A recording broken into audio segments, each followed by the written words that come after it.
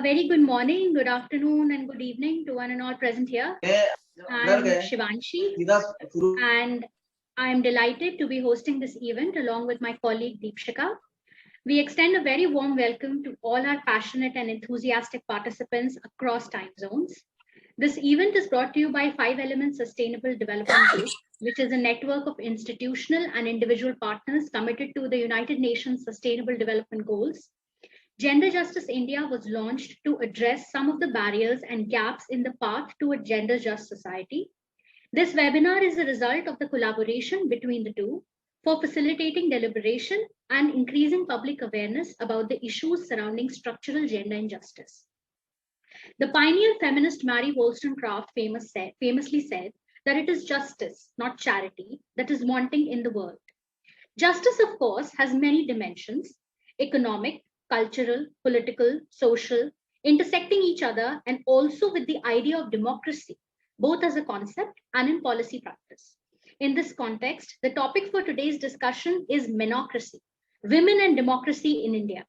This is highly relevant because India has slipped a staggering 28 places in the World Economic Forum's Gender Gap Index, ranking an abysmal 140th among 156 nations. This discussion, therefore, is most opportune in that disappointing yet unsurprising context.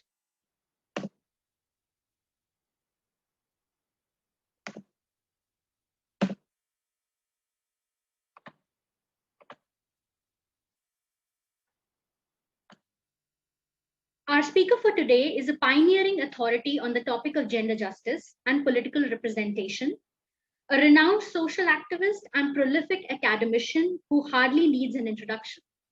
Dr. Ranjana Kumari is the director of the Center for Social Research, an established non-profit organization in the field of informed advocacy on gender justice and women's rights. She is also the chairperson of Women Power Connect, a nationwide organization of women's groups.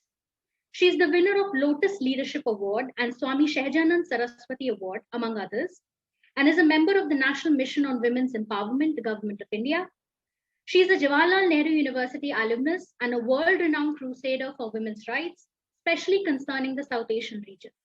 She has dedicated her career, spanning decades, to empowering women on account of a plethora of personal and professional experiences. She comes from a family of freedom fighters actively involved in social causes. So without wasting any more time, please join me in welcoming Dr. Kumari. Following the talk, we shall have a brief Q&A session followed by a vote of thanks. Mr. Arun Amritam, founder of the 5 Elements Group, has very graciously accepted to be the timekeeper for us today. The floor is yours, Dr. Kumari.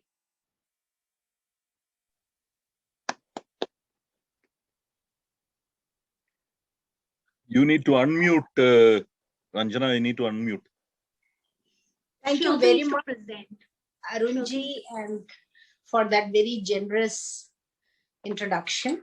I'm very happy to speak about a subject that, as you very rightly said, I'm very, very passionately involved in this whole struggle for getting political equality to women.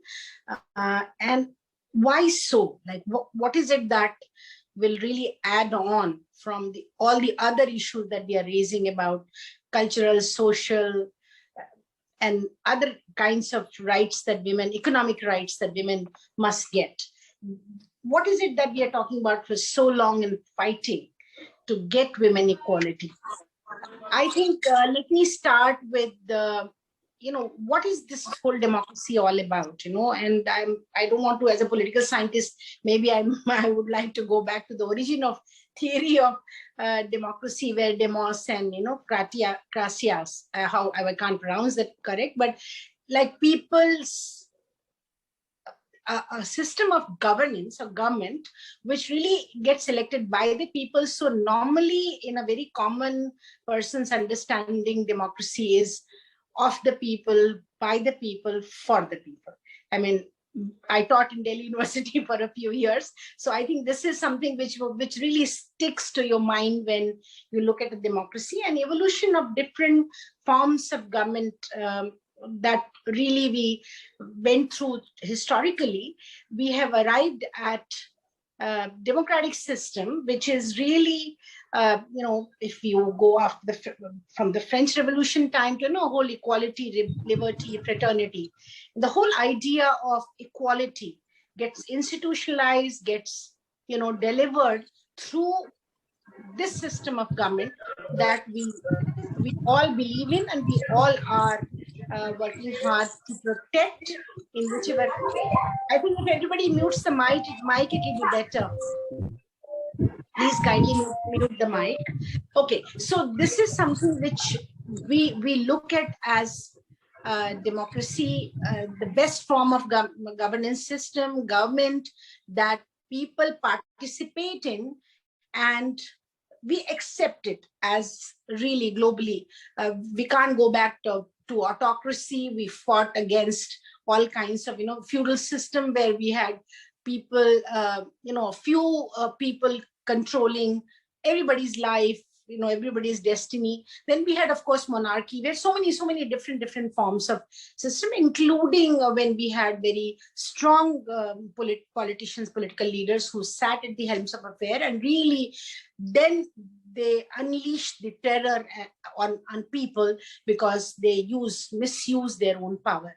So democracy is the best form of governance. But democracy is also not something which is very static. We need to look at democracy. What is it doing to of the people, by the people, for the people? What is it doing? Of the people, yes. By the people, yes. But for the people, what is it doing in terms of really delivering to the people? That will be my last part of the what I'm going to say today. But let me see why I'm talking about monocracy. Menocracy, not monocracy. Monocracy, of course, is a single person ruling over and controlling the government, and of course, self-elected, self-promoted. So we forget about monocracy, but we are talking menocracy. That is men using the democratic process and getting elected to the government, forming the government, controlling the government in some sense, almost across the globe. If I'm not really, when we met in 1995 in Beijing as Global Women Conference organized by United Nations, we understood and we realized that women are nowhere more than 10% as far as the governments are concerned. Whether it is when you look at the government, when you look at the bureaucracy, when you look at the judiciary, when you look all four pillars, or even media for that matter, all four pillars of the government really has not more than 10% to 12%. That was the 95 conclusion after a lot of thousands of women participated, and we had organized discussions from district level to state level to national level, regional level, and then the global level to understand this whole process. And we were really involved almost for 5 years in coming to that data and conclusion that we presented in a Beijing conference. Now, since then, things have changed, because this was one of the areas where the biggest deficit of democracy was recognized. So what else? Who others were there? So menocracy, because men, in whichever instrument of government you look at, or whichever process by which government gets formed, control and reserve seats for themselves. Now, let me emphasize that men, not through the constitution, have reserved the seat for themselves, because constitutions of each country guarantees equality. And also, not only guarantees, but there are then following many different laws and were put in place to ensure that there is an equality. But when you look at the way total political system, okay, let me start with how do you really come to government or form a government in a democratic system? You come to government by people's will. That means that there is to be a process by which people will express their desire, who they want to elect. Once they elected, then by majority, if a party, so who gets into this whole political game are the political parties. Fine, whichever, maybe bipartisan, two parties are there are multi-party, there is single party, there are different forms of political parties who are in the game to form the government, and they go to the people to get elected. Let me simplify it a little more. So when they go to the people to get elected, there you have to, then people vote for those people. And of course, the majority then forms the government, fine. But what happens in the process, how these seats get allocated, who really distributes these seats? Are these men sitting traditionally also, even now, perhaps in the next century also, I don't know, sitting and controlling the instruments of, tools of democracy, which really through which you form the government. Now, so the men sitting there consider only men are competent to get elected. They are only competent to contest these elections. They only have the wherewithal to really form the government. So Menocracy has a first ideological positioning where they consider men to be superior, and that really is very close to patriarchal understanding of patriarchal ideology, that men are superior.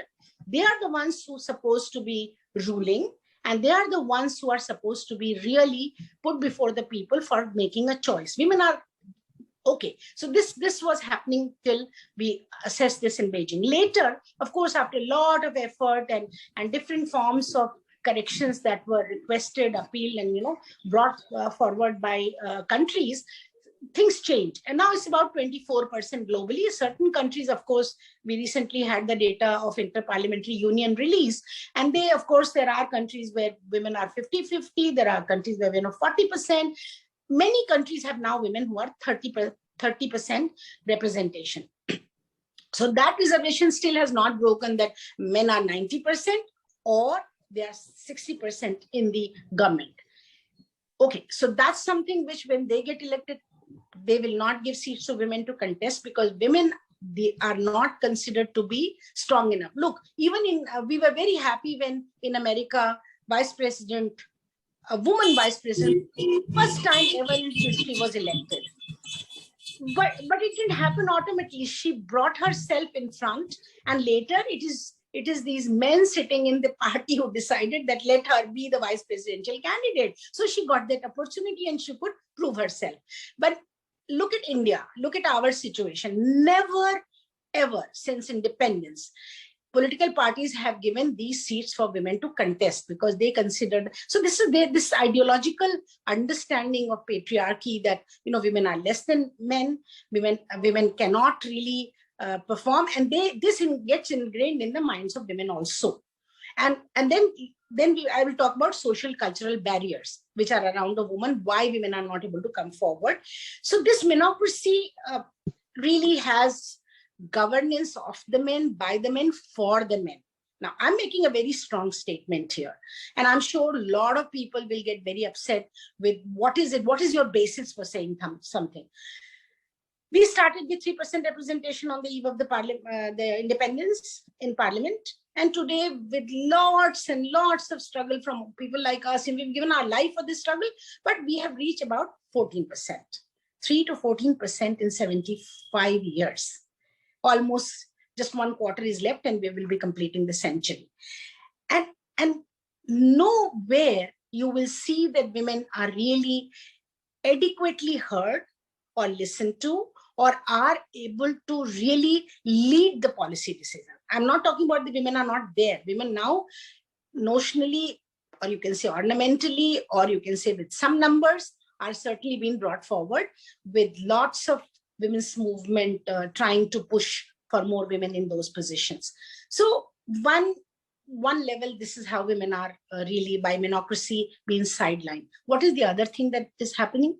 Social cultural barriers. Now, social cultural barriers, again, part of the same overarching patriarchal ideology, that women have to be responsible for total care of the family, children. All responsibilities are on women only. And then women themselves start feeling guilty if they want to opt for a public life. They don't want to go out, because if they go out, then they will feel that, oh, this is not something that I'm supposed to do. I'm supposed to look after my family, grow my children. Of course, that's there. But then these boundaries are drawn by whom? Who has decided that childcare is extremely important? But who has decided it's only women's responsibility? It's not men's responsibility. It's not the responsibility of the family as men and women, but it's only women's responsibility. So that burden lies on her, and her mobility gets restricted, and she refrains from really joining active politics. The cultural notions, if you go out, if you are in public life, you mix with people, you meet with people, you want to, you want to really go and talk to a lot of people, because, just now today I heard from my village that that has become a Mahila seat. So woman is contesting. She's from upper caste family. She is not allowed by her husband. Her husband is going around and doing the campaign for her. She, how can you go and open your, face, sit in front of people and talk? So lots of restrictions on women's mobility, women's speaking her mind. And then if she does all that, then the next thing starts, that there is a kind of violence against women in politics, or violence against women who want to get into the whole, process of becoming elected representative to form the government.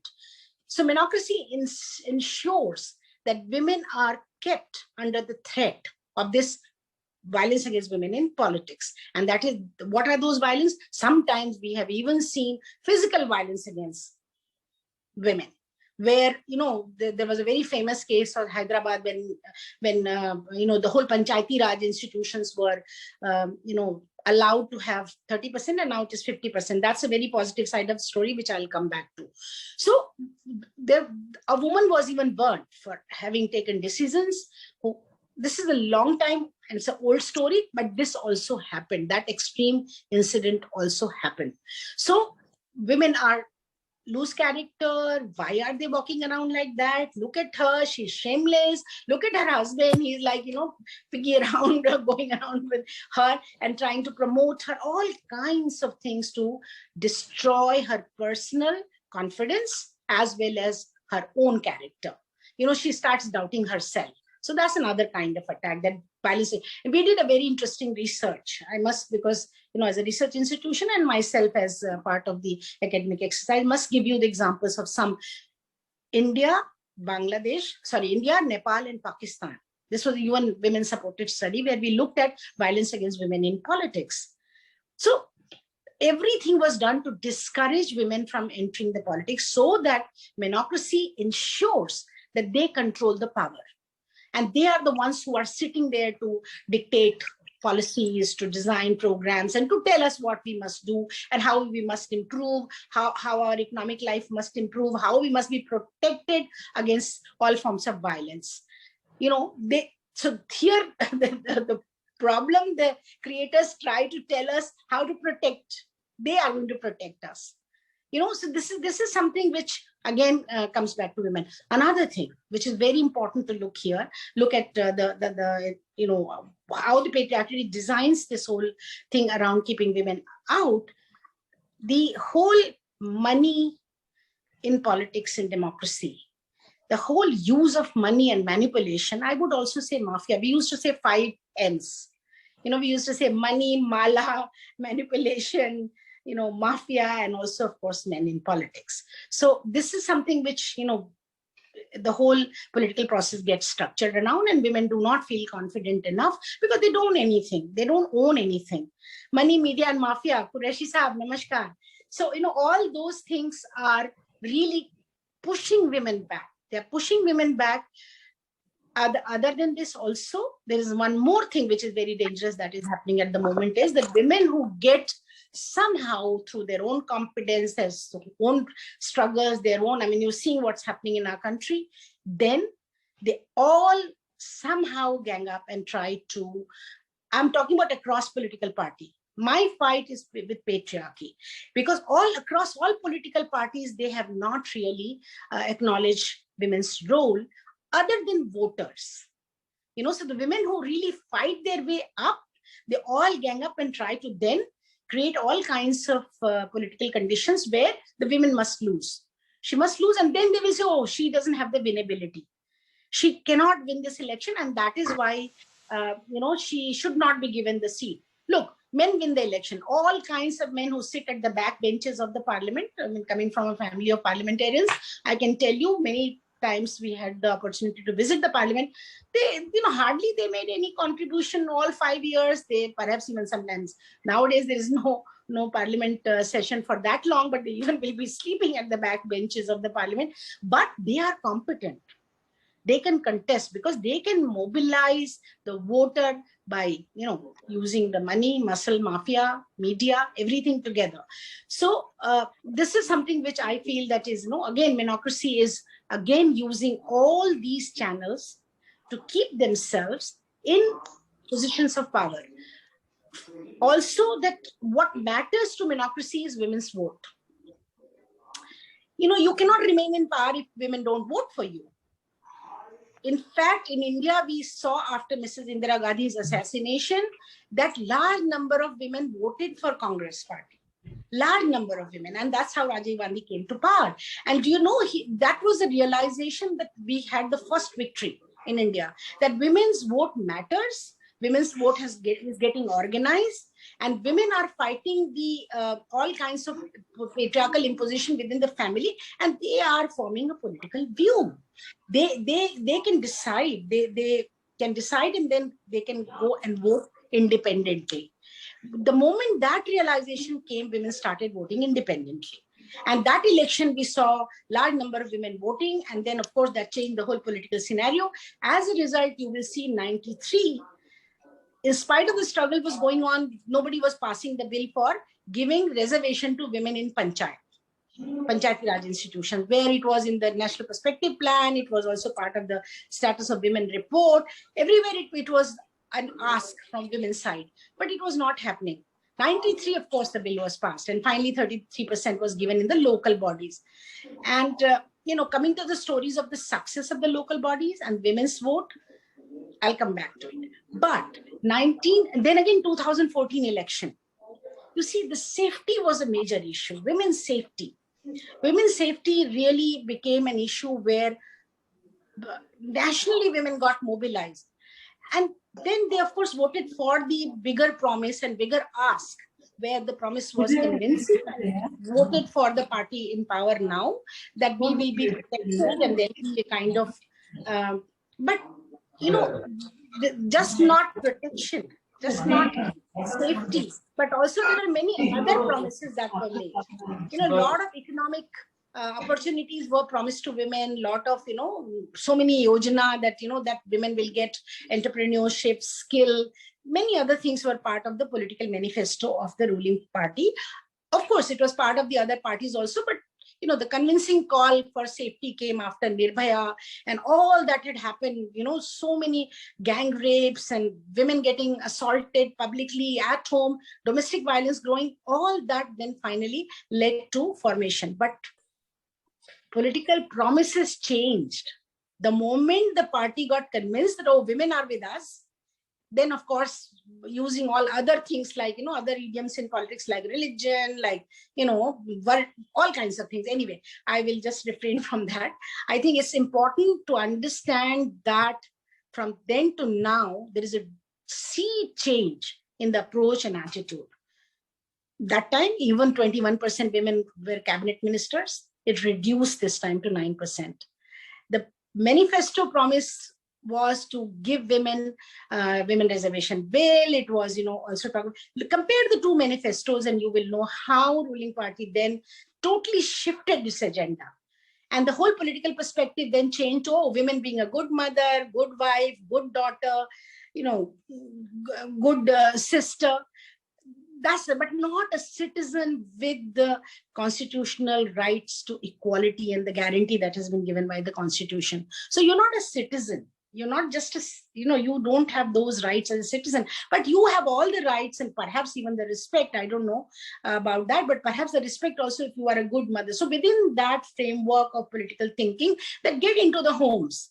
Don't go and contest elections. Don't go into the public life, because Menocracy has to prevail over democracy. That's the next stage of development that happened, that Menocracy is taken over now, not only in the political sphere. Now, if I will be really overemphasizing that, of course, that decides everything else, in my opinion, as a political scientist. But I think it's important to see, look at the whole economic sector.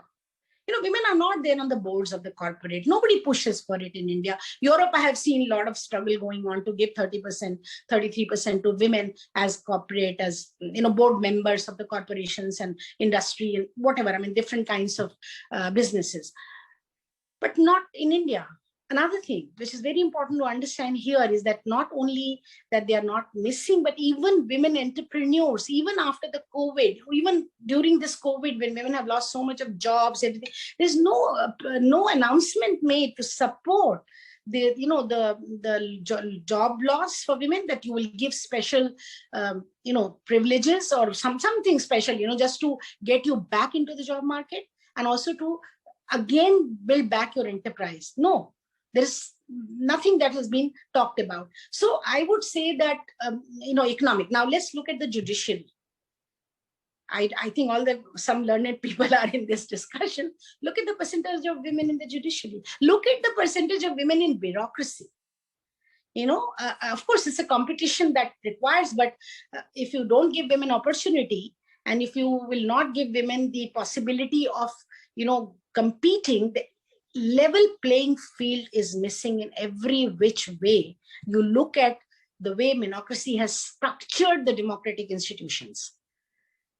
So when you look for somebody for heading a commission, it has to be a man. When you look at somebody to become the Chief Justice of India, or judges of Supreme Court or local, it has to be the men. If you look for a Vice Chancellor, it has to be a man. If you look for a dean, it has to be a man. Provost, whatever. I come from university system, so I understand that. So any which direction you look, the power to decide, to control, and to make policies remains in the hands of approximately, even now, reserve seat, which is about 85% men.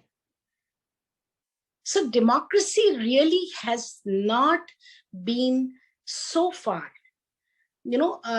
useful for a lot of women. And that is why, everything women are seen as receiving, a kind of patronage, a kind of patron-client relationship, if you want to call it, something where they are just standing there, and then you deliver them. You give them this little bit of training, give them skills, give them this, give them that, give them protection, here are men pinching women in the buses, but put a commando there so that he or she, I don't know whether there are women commandos or men commandos, they can protect you. You have to be empowered. The whole discourse in democracy has to be based on the principles of equality, that men and women are equal. Now, how do you achieve that?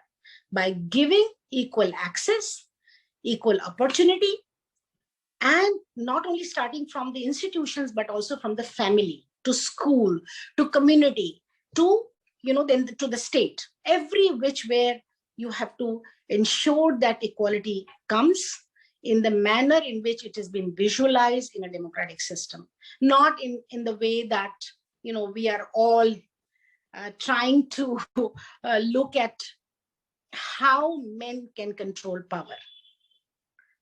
Power, being out of power is what is the major problem today women are facing.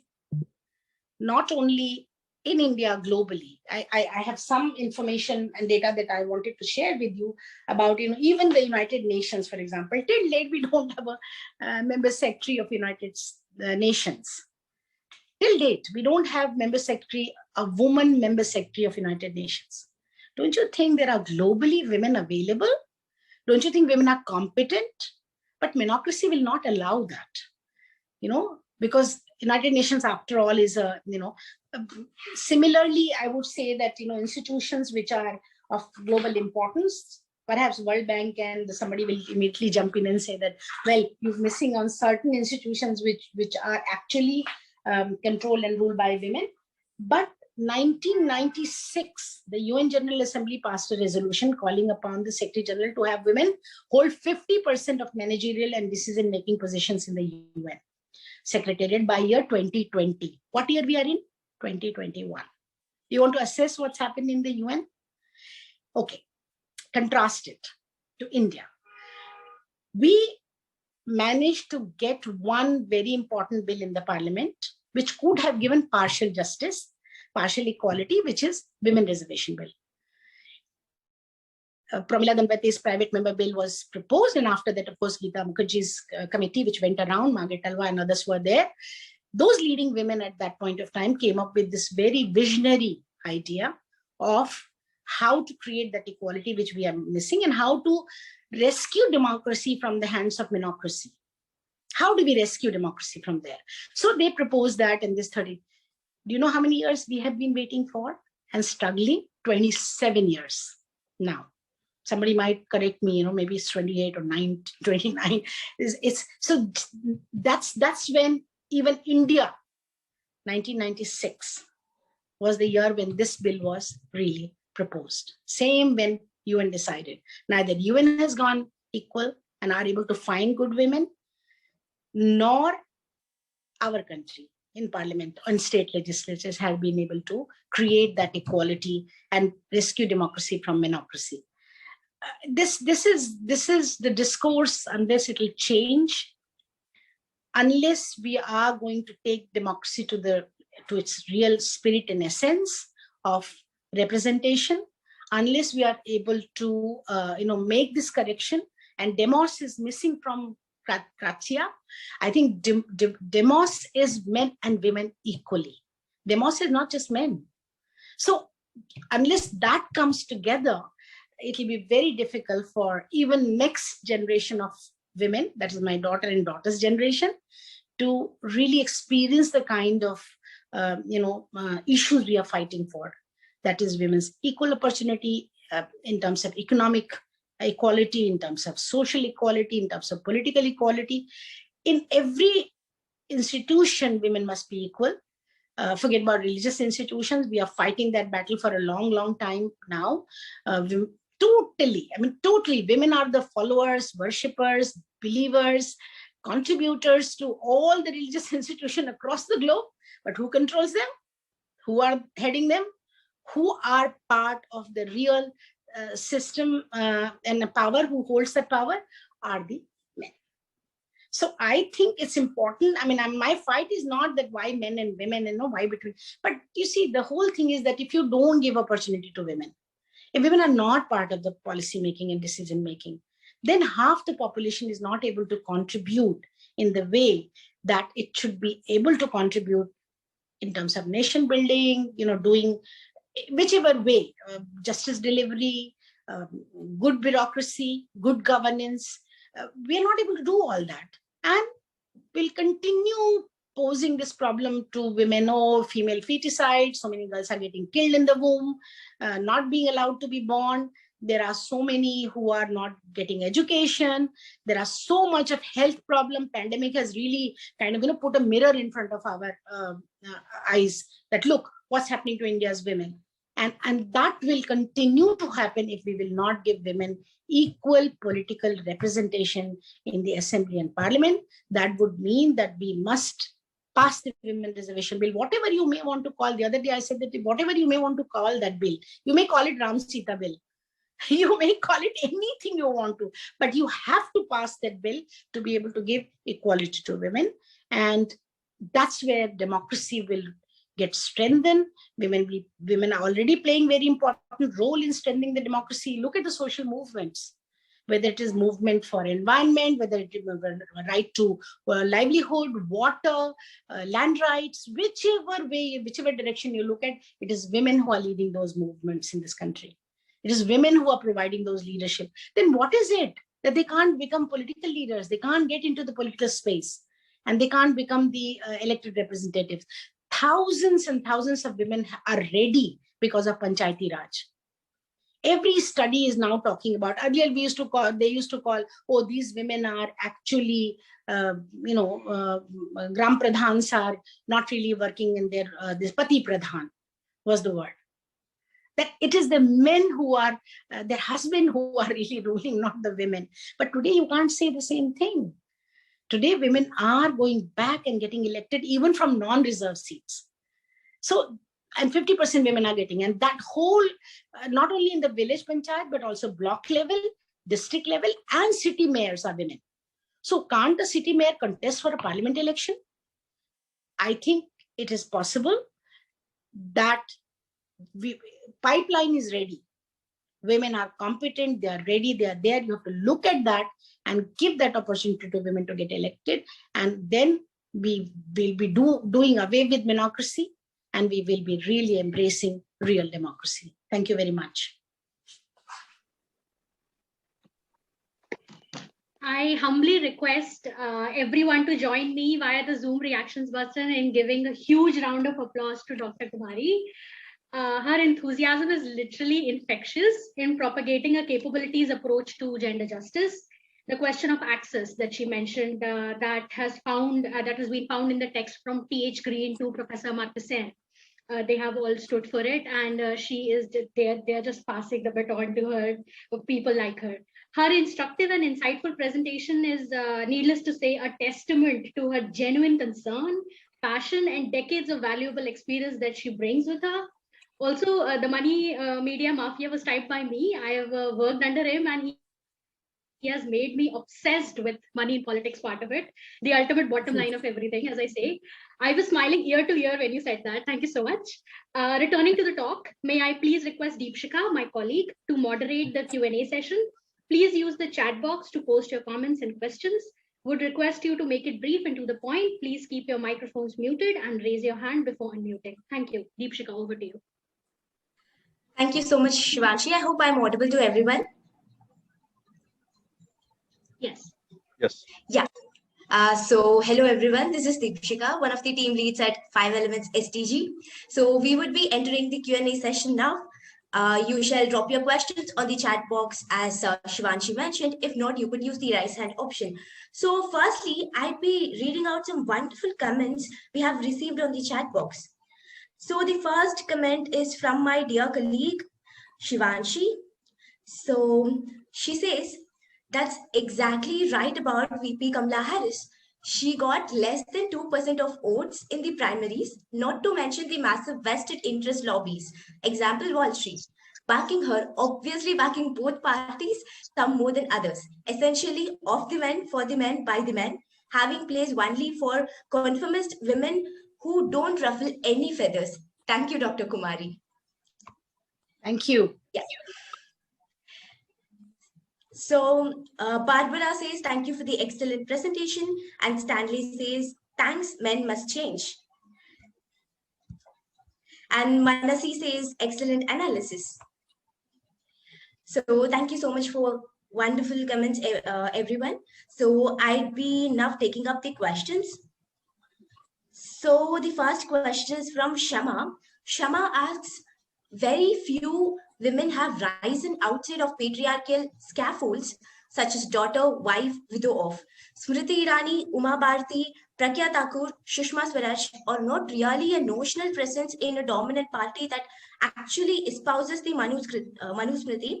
So how do you explain this anomaly if it is one? So would you like to answer the question, Dr. Kumari? Yes, I think all the women you named, some of them have been my personal friends also, even when ideologically and politically they are in parties which may not be agreeable for a lot of us, but these are very strong women and very formidable women. They have done a lot of work to get where they are. But when you look at the role they are able to play, you know, I don't want to go by individual examples of what happened to these women, but I know a lot of stories which have come to us through media as well as personally. You know, most of them, for example, Sushma ji is no more. My fondest memories and respect for her and her contribution. She was one of them who was really totally standing by the Women Reservation Bill, and she really wanted women to get into the parliament. But the party she was in, you know, that only looks at a women where you are doing Karwa Chauth, when we are, I mean, I'm no quarrel with whatever you want to do, but please, I mean, don't go for these symbols which really chain you, which really, and those are the symbols of the kind of political ideology that she was part of in the political party which she later joined, and of course continued till her last breath. But what role did she play as a foreign minister? People used to just, she supported so many people when they asked, they were in difficulty across the globe. A very, very competent person's office where whole foreign policy could have been redefined, and our neighborhood relations could have been, could have become much, much more friendlier, better, whatever. I mean, she was a very, very competent person.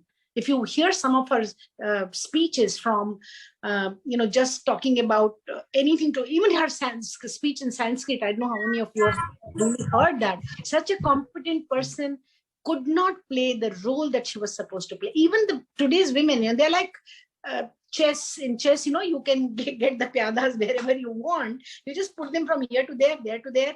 The moment you start feeling menocracy, the representatives, it's true for all political parties. Let me not only talk about this government. Competent women are seen as threat. And that's the patriarchal ideology.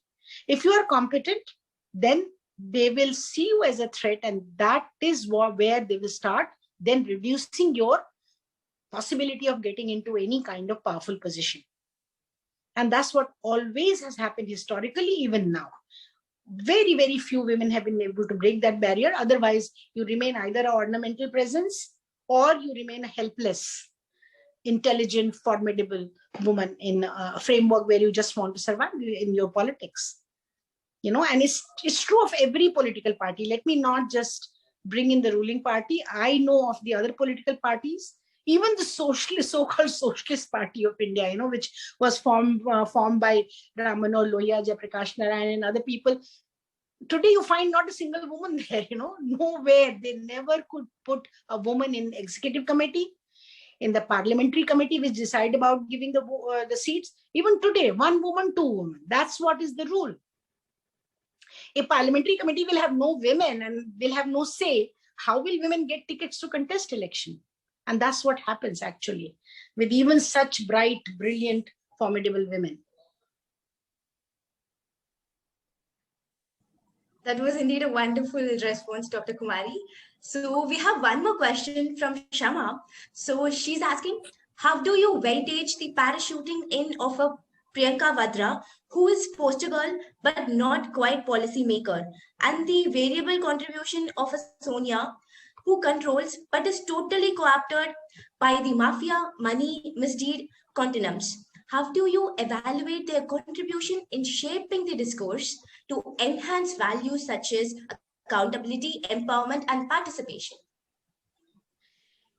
I think these are little too personal questions, and I would think that if a son jumps in, which you will see every political party, every which where you look at, the boys of the family get the first priority. Fine, they jump in and they are acceptable.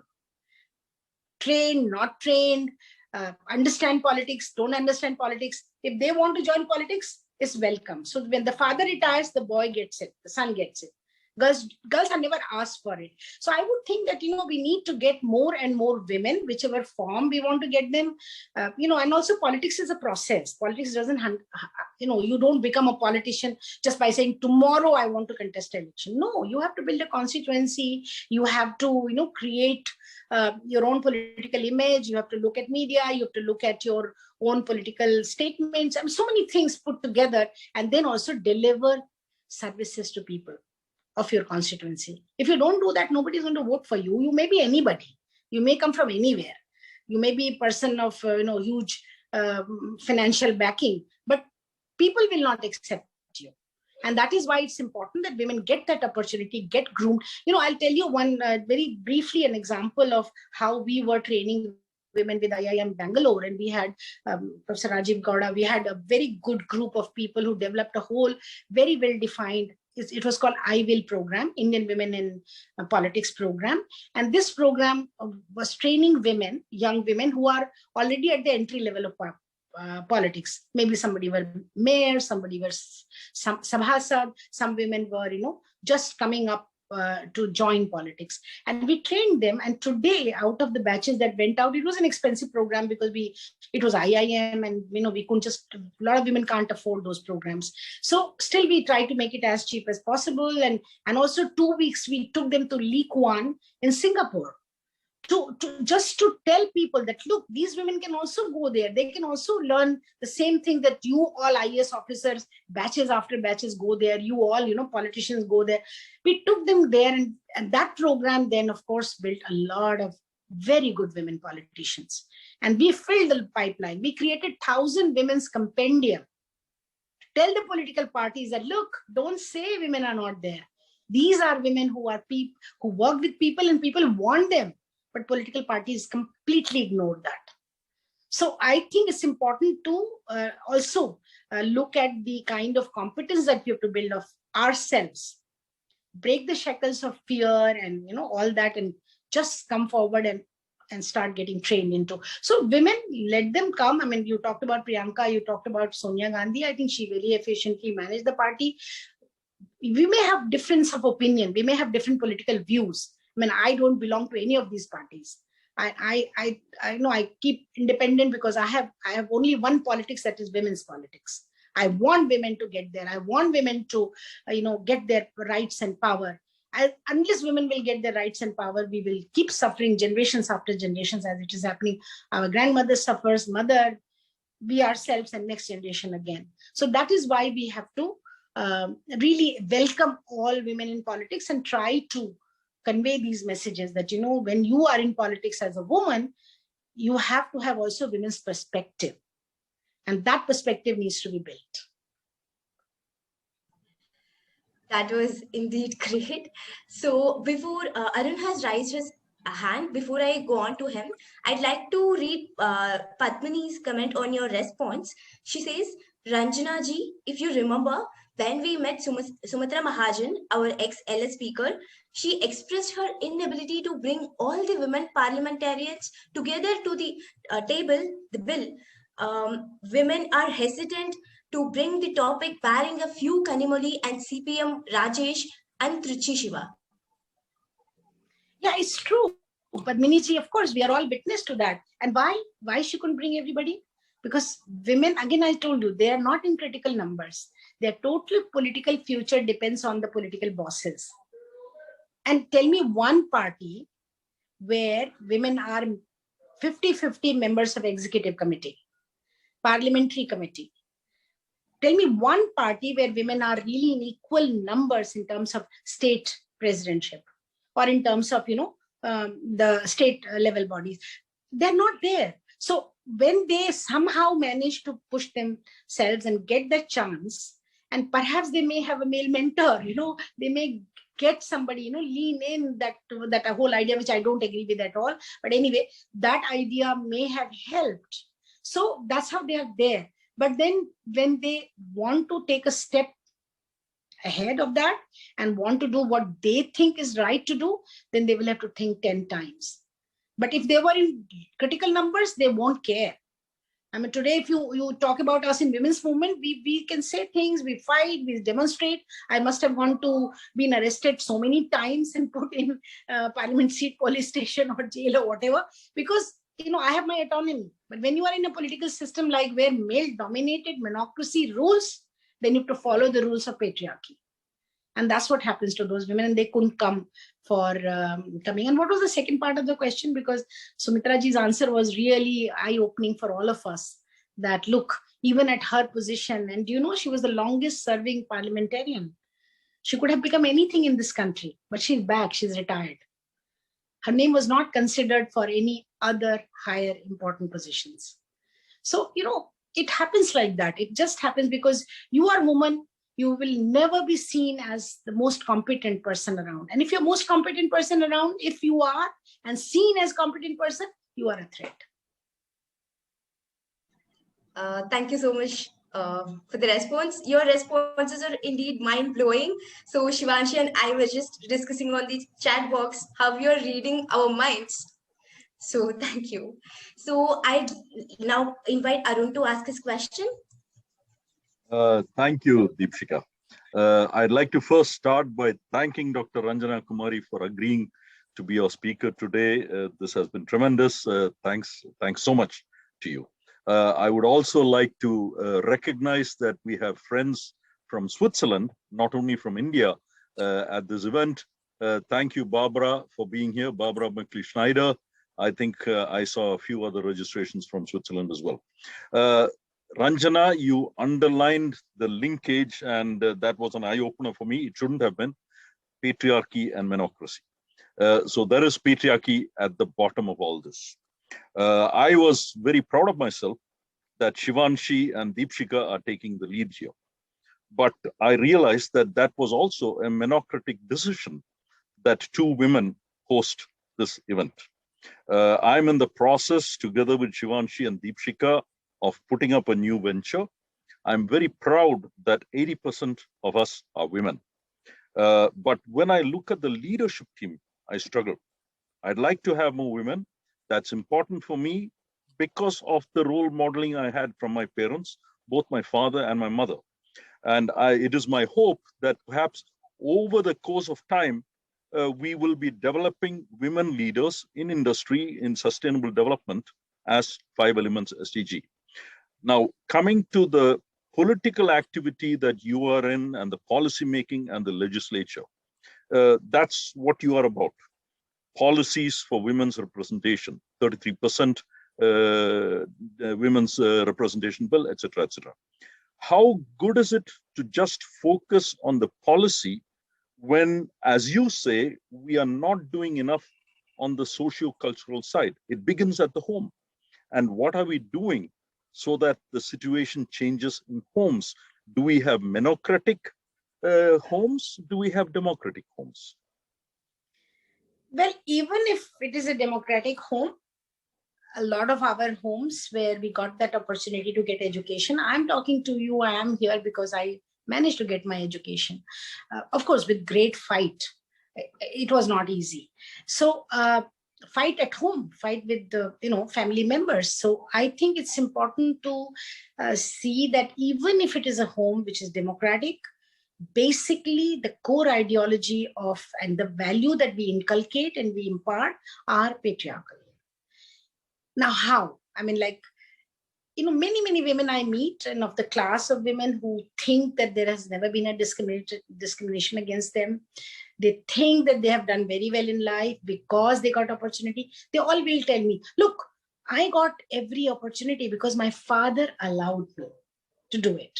So where did the flow of power came from? It was from the father. If he had not allowed, things would not have happened. Nobody discriminated against me.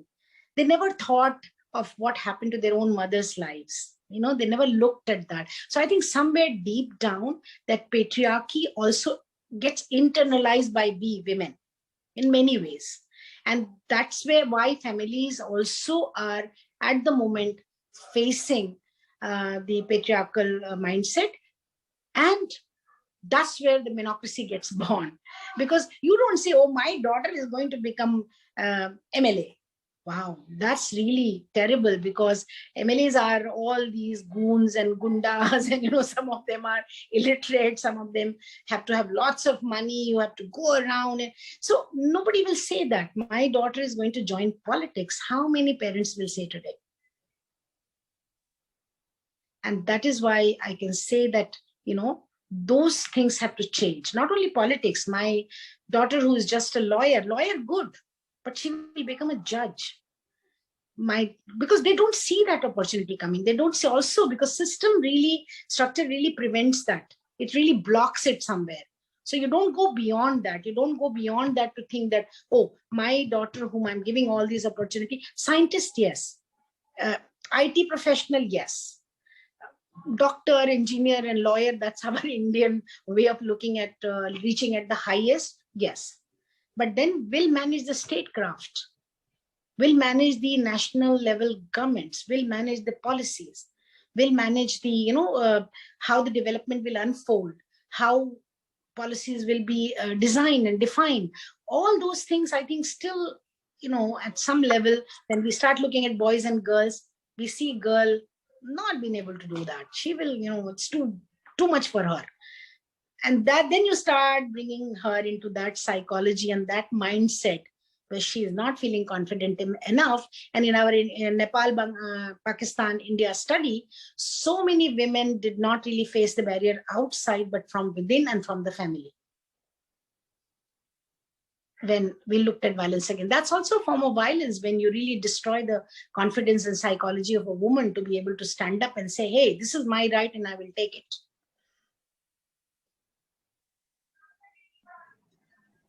Hope that answered your question, Arun. So we are running out of time. So if we have the permission of the audience and Dr. Kumari, can we go ahead and extend for 5 to 10 minutes? Well, I think people will get to this thing. So I think let's finish it on time and we can again plan something, next time. I have a little bit of engagement that I have to go for. So even if COVID time, we are doing a few things, please finish it on time. Yeah. If you have many, what we can decide, let them send me an email or that Ranjana Kumari at csrindia.org or post it. I will definitely be responding to each one of them.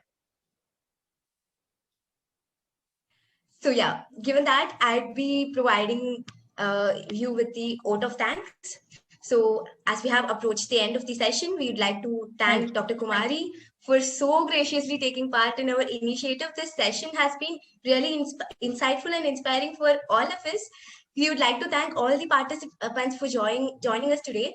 We hope we can continue to foster a better understanding of gender representation in the future through active discourse. One more thing, under 5 Elements SDG, we plan to conduct more such engaging sessions on gender equality on 8th of every month. So we hope to see all of you again in our upcoming sessions. And as Dr. Kumari mentioned, you can send your questions on the email ID that's been mentioned on displayed on the screen. It's 5elements.sdg@gmail.com. Thank you. And also you can use our social media handles for sending anything that you want to. At Ranjana Kumari is my Twitter handle, or Ranjana Kumari at csrindia.org is the email address. You can even contact me on phone. I won't spell out the phone number, but you will find it. When you go to online, you will find it, okay? Okay. Thank you very much, Arunji. Thank you very much. And for all the girls and women who are listening, look, we are going to, I wrote the last book that I've written is Reign She Will. That's my conviction. Women will win, shall win, have to win. And this space we will get.